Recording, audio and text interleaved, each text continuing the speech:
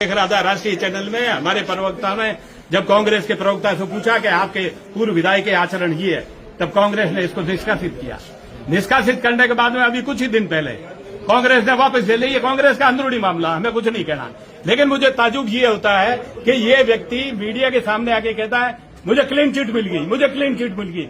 मैं इस व्यक्ति से पूछना चाहता हूं, जो सीडी है उस सीडी को किस कोर्ट ने कहा है कि ये सीडी फर्जी है, ये फिर सीडी नकली है, ये एडिटेड है, इसमें जो फोटो जिस व्यक्ति को दिखाया गया वो ये नहीं है। मुझे एक भी निर्णय बता दे, कोर्ट जनता के सामने वो निर्णय पेश करे किस कोर्ट ने कहा कि सीडी फर्जी है। उन्होंने झूठ कोर्ट की बात करता है। क्लीन चिट का मतलब क्या है? क्लीन चिट का मतलब है सीडी को फर्जी बताया किसी कोर्ट ने। अच्छा, दूसरा सबसे बड़ा बयान दिया है कि पीड़िता ने तो मुझे पहचानने से इनकार कर दिया। अब इससे बढ़िया हास्य की बात क्या होगी? जो बच्ची एफआईआर करा रही है और वो ही कह रही है, देखिए पुलिस एफआईआर ऐसे दर्ज नहीं करती, आप चले जाओ कोतवाली में, थानों में पुलिस जाके पूछती है उस बच्ची ने पहचानने से। अब इससे बड़ी हास्यास्पद बात क्या है? उस सीडी के अंदर कौन है? कह दे कि इस सीडी के अंदर मैं नहीं हूं, बता दे। ये सामने जनता को गुमराह करता है, राजनीति को बदनाम करता है। राजनीति सब एक गाली हो गई इसके आचरण के कारण। जितने भी राजनेता भरे, आज मैं कांग्रेस नहीं पे राजनीति में जो भी पार्टी के कार्यकर्ता, चाहे मेरी पार्टी के हो, चाहे कांग्रेस के हो, चाहे कम्युनिस्ट के हो, ऐसे जो चरित्रहीन व्यक्ति, ऐसे व्यक्ति राजनीति में आगे आते हैं, राजनीति को बदनाम करते हैं। उन्होंने कहा मैं अकेला चरित्रहीन नहीं, बाकी सबका नार्को करवा लो अगर वो भी दूध के धुले नहीं। उन्होंने हाँ, तो वो कहे ना, वो कांग्रेस वाले तो मैं कह रहा हूं ना, कांग्रेस का तो चरित्र ही ऐसा है। मैंने तो मेरे वक्त नेहरू से लेकर मेहराम तक। अब मैं बताऊं, मनमोहन सिंह सरकार में अभिषेक मनु सिंघवी इनका राष्ट्रीय प्रवक्ता, राष्ट्रीय नेता, वो सुप्रीम कोर्ट का माना हुआ वकील, सब आप जानते हैं, हिंदुस्तान जानता है। उसकी एक ऑडियो सीडी वायरल हुई थी कि अपनी कुलीग, उसके साथ में एक महिला जो प्रैक्टिस कर रही थी, लेकिन उसको कह दिया मैं तेरे को सुप्रीम हाईकोर्ट का जज बना दूंगा। क्या डिमांड करी थी उसने उस महिला से? वो ऑडियो सीडी जो जारी हुआ था उस समय कांग्रेस ने उसे किनारा किया था। अभिषेक मनु सिंघवी को थोड़े दिन के लिए बाहर का रास्ता दिखाया था। आज क्या है? वही अभिषेक मनु सिंघवी कांग्रेस का राष्ट्रीय प्रवक्ता, राज्यसभा का सदस्य। दिलीप जी, आपके इस बयान पर कई सारे लोग जो हैं वो कमेंट भी करेंगे कि दिलीप जी बात कर रहे हैं कांग्रेस ऐसी है, लेकिन कई भाजपा के भी ऐसे नेता होंगे। इस पर आप कुछ सफाई देना चाहेंगे? मैं कह रहा हूं कमेंट करिए ना, हमारे नेता है तो हमारे नेताओं को तो पनिशमेंट मिलता ही है ना। हमारे नेता को किस में दर्द? अभी धाकड़ जी जो बीच हाईवे पे वायरल हुए थे, वो कौन है?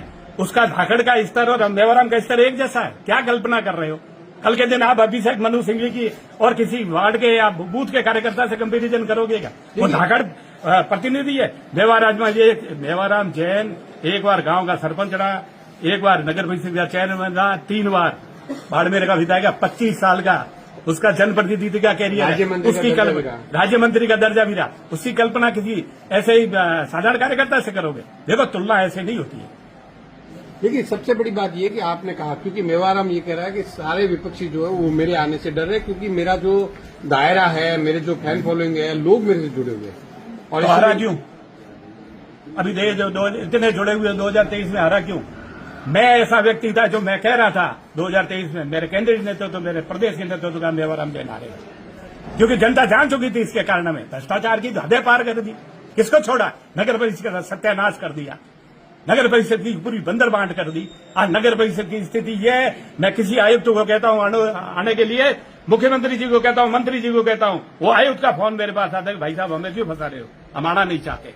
ये तो स्थिति कर दी। और उसके बाद में सफाई दे रहा है और लोग ताली बजा रहे।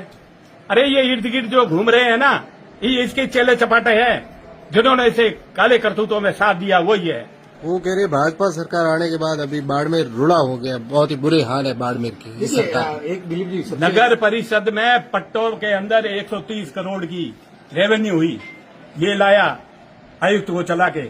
उसने 130 करोड़ में थोड़ा सा नजर अभी आपने देखा होगा, इंदिरा रसोई का 1 करोड़ 80 लाख का एफआईआर हुई।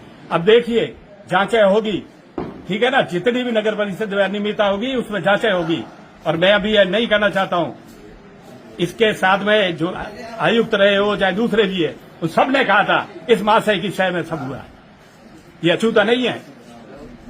दिलीप जी, सरकार आपकी है, 2 साल के करीब होने को है, क्यों नहीं अभी तक पार्टी ने इस पे एक्शन लेकर? क्योंकि देखिए, एलिगेशन जो आज काम नहीं हो रहा है, वो एलिगेशन कहीं न कहीं बीजेपी के राज में बीजेपी लग रहा है, जबकि काम जो पिछले क्रम में हुए हैं वो घटिया काम हुए हैं, उनसे सड़कें टूट गई, कई काम घोटाले हुए।